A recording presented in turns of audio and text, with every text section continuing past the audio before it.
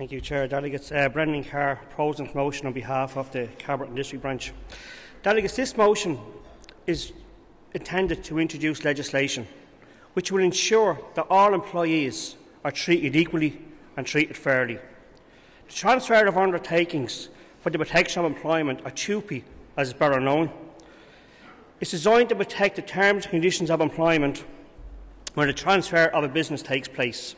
However, this piece of legislation does not cover thousands upon thousands of workers employed in the contract service industry such as contract cleaning and security.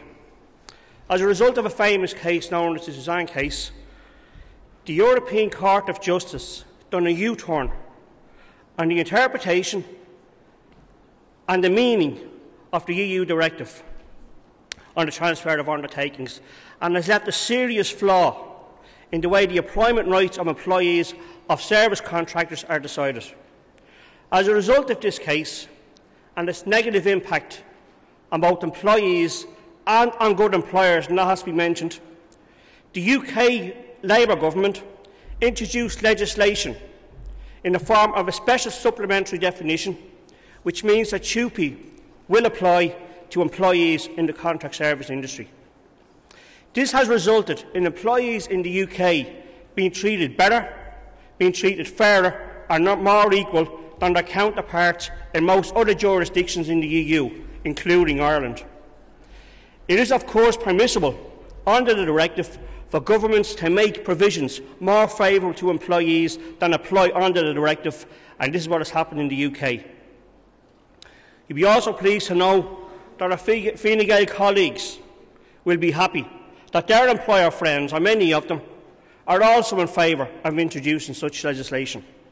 On a daily basis, good and fair employers are under sustained attack from fly-by-night unscrupulous employers who are tendering for contracts at a much reduced cost.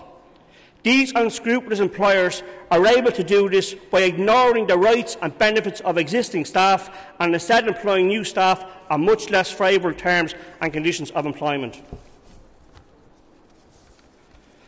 Unlike the UK, in Ireland the discrepancy in the law does not oblige a new contractor to take on existing employees on the current terms and conditions of employment when they take over the contract. This results in unfair competition, as the existing contractor cannot compete with the exploitation of workers, and many of them don't want to compete with the exploitation of workers, and therefore are at an unfair advantage when it comes to pricing.